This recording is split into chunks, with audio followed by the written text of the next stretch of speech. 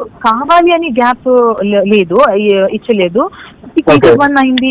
నేను బిగినింగ్ నుంచి కొంచెం కొంచెం లెస్ మూవీస్ చేశాను. ఈవెన్ వెన్ ఇన్ 2016 నేను KGF1 సైన్ చేసేటనే నేను ఆల్రెడీ చాలా కన్నడ మూవీస్ అప్పుడు even I was getting Kannada movies. It was coming, the offers were coming. But అప్పుడు also I took time saying లేదు, let the movie come, let the first movie come, తర్వాత చూస్తాను అంట. So నేను సైన్ చేయాలి కోసం నేను simply for the sake of it I don't want to sign back to back. నాకు కొంచెం నా ఫేస్ నా టైము చేస్తే ఓకే మంచిగా చేయాలి, లేదంటే ఇట్స్ ఓకే లైక్ మా హ్యాపీగా ఉండాలి, నేను హ్యాపీగా ఉండాలి. So even back then also I did only one movie, KGF1 3 years, KGF2 3 years, and మధ్యలో ఒక కోబ్రా చేశాను. ఎందుకంటే విక్రమ్ చాలా ఫ్యాన్, నన్ను పెద్ద fan. So I wanted to work with him and I did that. And తర్వాత I was waiting for good script where నాకు I also should feel that నాకు ఇంట్రెస్టింగ్ ఉంది, ఇది ఎక్సైటింగ్ ఉంది, ఈ వరల్డ్ లో ఈ కథలో నేను పార్ట్ అవ్వాలి, ఒక క్యారెక్టర్ ప్లే చేయాలి. సో అలా కొంచెం తక్కువ నాకు అంత ఫీలింగ్ అయింది. ఫైనలీ తెలుసు కదా విన్నప్పుడు ఆ స్టోరీ, ఆ కథ, ఆ క్యారెక్టర్ కి చాలా స్కోప్ ఉంది. అందుకే నేను తెలుసు కదా నాకు పెద్ద డైరెక్టర్ అంత ఏం ప్రాబ్లం లేదు.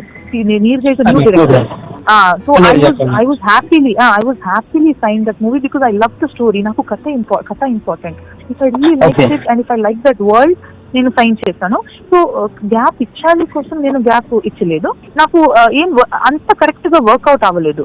ఓకే ఈ క్యారెక్టర్ అంత కరెక్ట్ గా వర్క్అవుట్ అవ్వలేదు. KGF3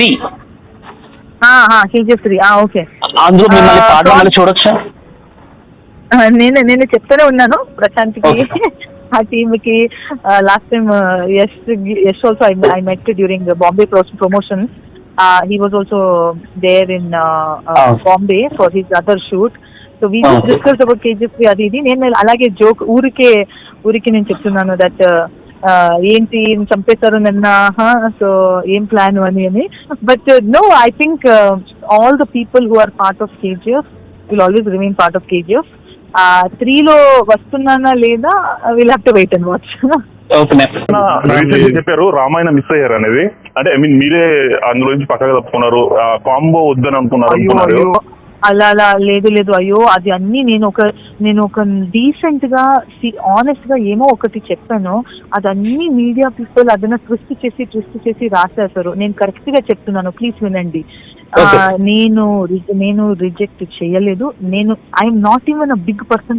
who am I to reject Sita కదా? అంత పెద్ద రోల్, అంత బాగా role. There are some media publication writing that Srinidhi Shetty సీతాను రిజెక్ట్ చేశారు. Who am I to reject Sita? Oh my God.